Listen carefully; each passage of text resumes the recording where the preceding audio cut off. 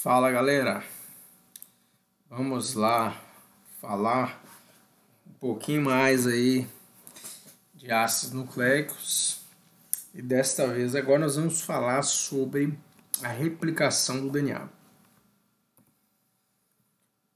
Três perguntinhas aí para a gente refletir. Por que a célula precisa duplicar o seu DNA? Em que circunstância ocorre essa necessidade? Durante o processo de divisão celular. Lá no ciclo celular, na verdade, lá na intérfase, na fase S, ocorre a duplicação do DNA. Agora, qual a importância disso? A gente sabe que o DNA é a molécula que contém a informação genética.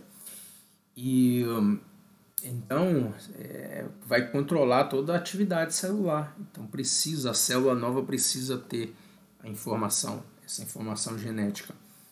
O DNA é como se fosse o arquivo que contém as informações e ele precisa ser copiado e passado para as células filhas. Caso isso não ocorra, a célula vai ter problema aí na sua funcionalidade. Então, nós temos uma molécula de DNA aqui, uma fita de DNA, como vocês podem visualizar aqui, a fita dupla, né? No meio tem as ligações de hidrogênio entre as bases nitrogenadas, C com G, A com T. Fita líder, essa é a fita líder, né? 5 linhas, 3 linhas nessa direção, e essa é a fita retardada, que está na direção oposta. Então as fitas elas são antiparalelas.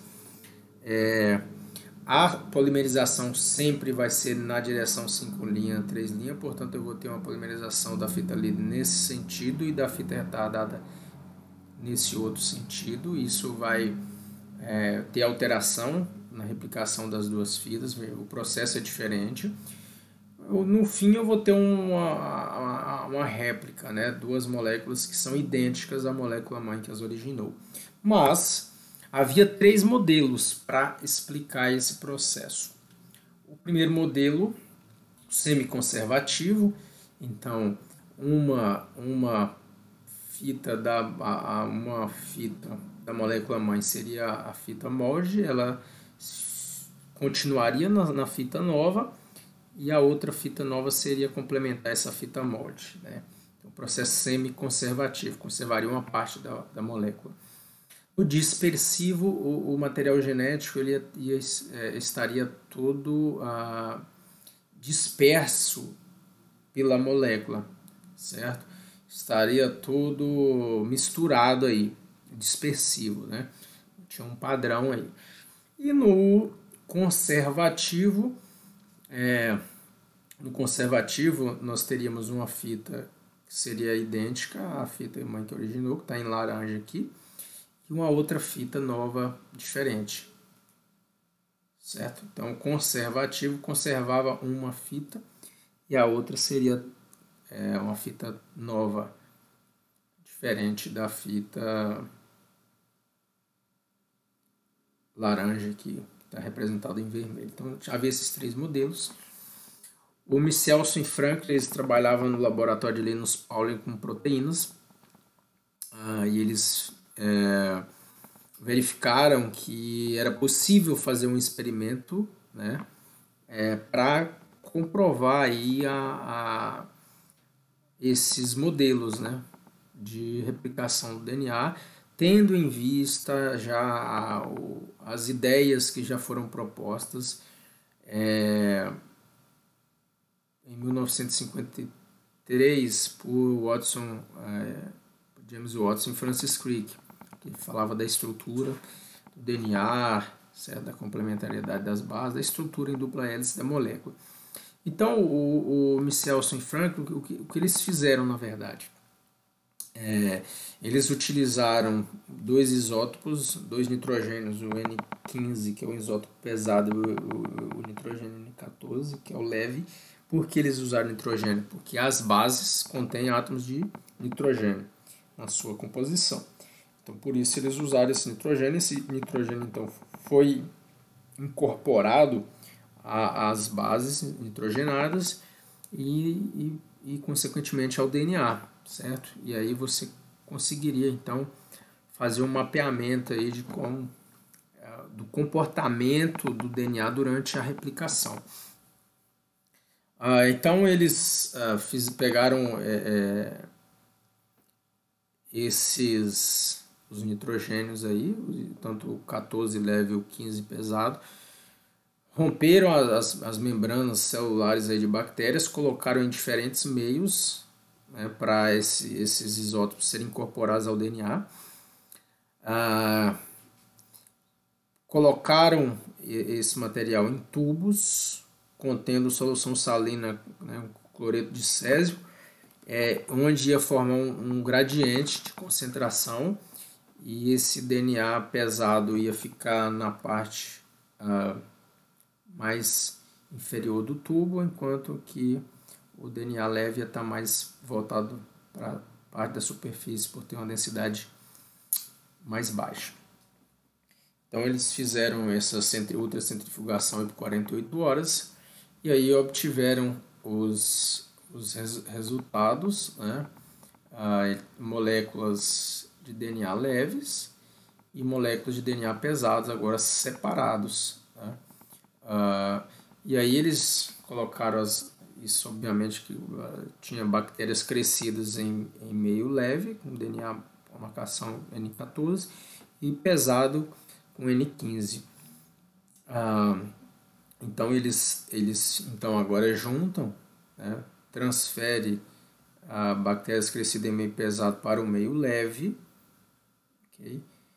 Essas bactérias aí são crescidas por 20 minutos, adicionadas em meio leve. E após isso vai fazer novamente a centrifugação para ver o comportamento agora dos DNAs marcados com isótopo leve e pesado, como eles se comportam juntos aí. E o resultado agora final do experimento é que você tinha moléculas de DNA intermediárias, né, com uma fita leve e outra pesada. Então isso corrobora lá o modelo, esse resultado corrobora o modelo semi-conservativo.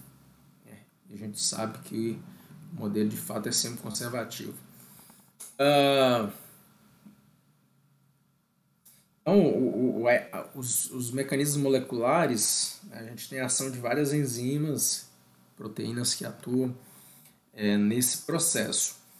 Então, a helicase, está aqui número 1, a helicase ela vai abrir a fita de DNA, vai romper as ligações de hidrogênio entre as bases nitrogenadas e vai desenrolando a fita aqui. Após no local da abertura, forma uma forquilha de replicação, certo? Nesta forquilha de replicação, vai onde abriu as fitas, e agora eu tenho fita simples aqui. Essas fitas, ocorre a ligação de proteínas SSPs, proteínas ligadoras de fita simples, para não deixar ocorrer o reanelamento, que essas fitas se liguem novamente. Então, à frente da forquilha tem a ação da DNA girase, que é uma topoisomerase. Ela vai retirando a tensão sobre a fita, né, para não ocorrer um superenrolamento dessa fita e impedir o processo de polimerização. Na sequência, a gente vai ter a adição do primer. Então, tem um primer que é adicionado, que está em verde aqui. Esse primer é adicionado aqui na fita líder, por exemplo, adiciona o primer e a DNA polimerase vem adicionando os nucleotídeos aqui da fita 9 em vermelho. Na fita líder, o processo ele ocorre de forma contínua. Okay? Na fita retardada, a direção é inversa, ok? Sempre a adição dos nucleotídeos é na direção 5 linhas, 3 linhas. E eu já expliquei isso para vocês em aulas anteriores, porque ocorre na direção 5 linhas, 3 linhas, porque sempre o carbono 3 linhas lá da pentose, vai estar com a hidroxila livre para ocorrer a ligação do próximo nucleotídeo. Por isso que a direção é sempre 5' em 3 linhas. Então a DNA polimerase vai adicionando de forma contínua. Aqui não, aqui adiciona um prime, faz um pedaço, adiciona outro prime e vai fazendo aqui. Após a adição dos primes aqui, da polimerização pela DNA polimerase, esses primes, que são sequências iniciadoras de RNA, elas precisam ser retiradas. Então, a DNA polimerase 1, a atividade isonuclease, ela vai retirar esses primes, essas sequências verdes, e a DNA polimerase vem e adiciona a sequência de nucleotídeos aqui.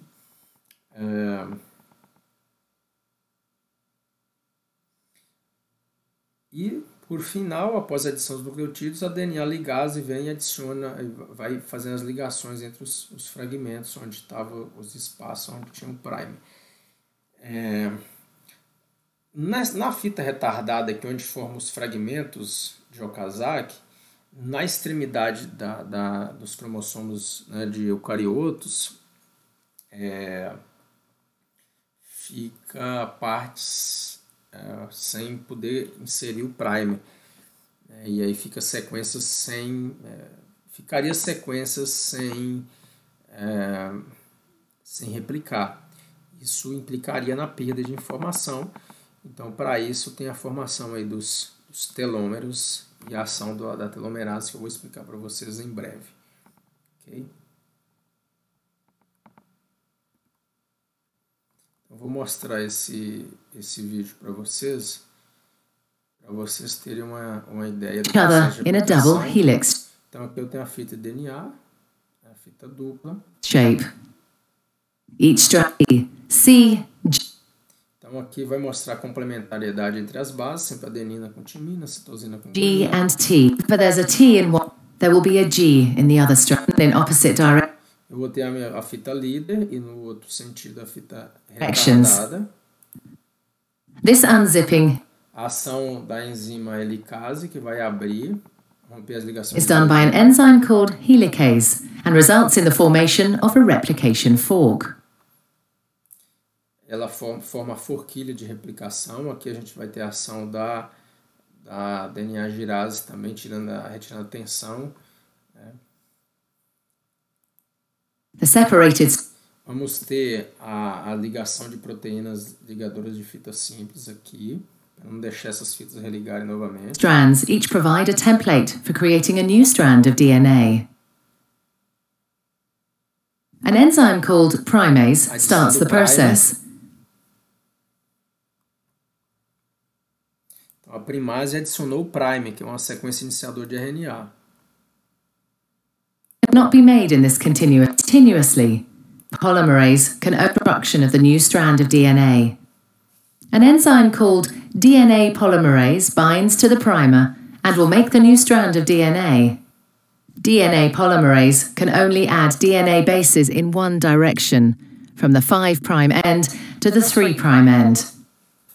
One of the new strands of DNA, the leading strand, is made continuously. The DNA polymerase adding bases one by one in the 5' to 3' direction. The other strand, the lagging strand, cannot be made Na fita líder, o processo vai ocorrendo de forma contínua. in this continuous way because it runs in the opposite direction. The DNA polymerase can therefore only make this strand in a series of small chunks called Okazaki fragments. Na fita retardada, vai formando os fragmentos de Okazaki. Então, vários primers são adicionados. Each fragment is started with an RNA primer. DNA polymerase then adds a short row of DNA bases in the 5' to 3' direction.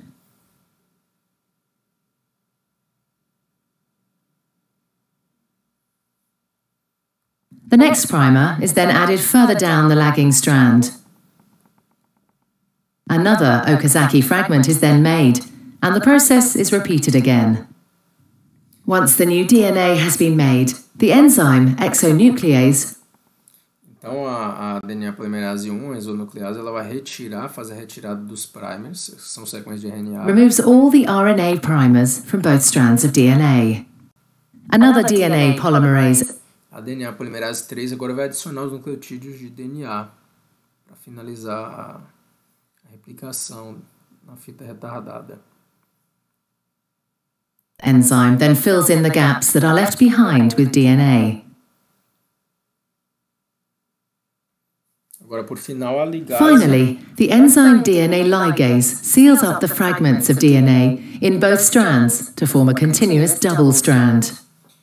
Vai ligar os fragmentos. DNA replication is described as semi-conservative because each DNA molecule E aí nós temos o processo de replicação, né, semi-conservativo. Então, is made up of one old é uma fita, uma das fitas da molécula mãe é mantida, né, daquela que deu origem.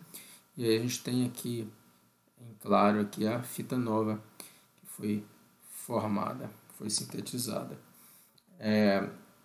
Então, nos organismos eucariotos, como o DNA em forma de bastão, tem a formação dos telômeros, que são sequências de DNA repetidas, certo?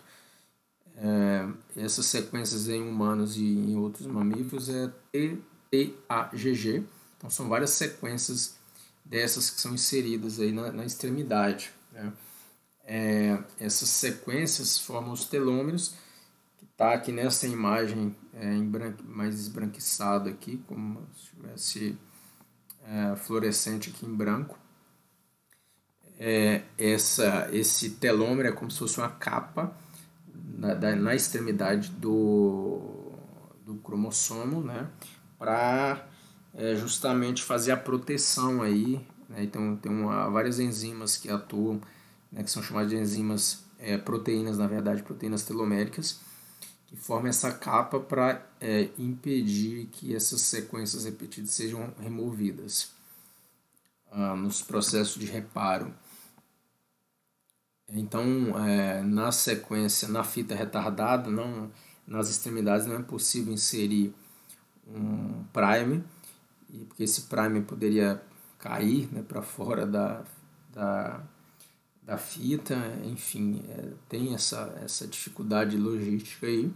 Para isso, tem uma enzima que atua, que é a telomerase.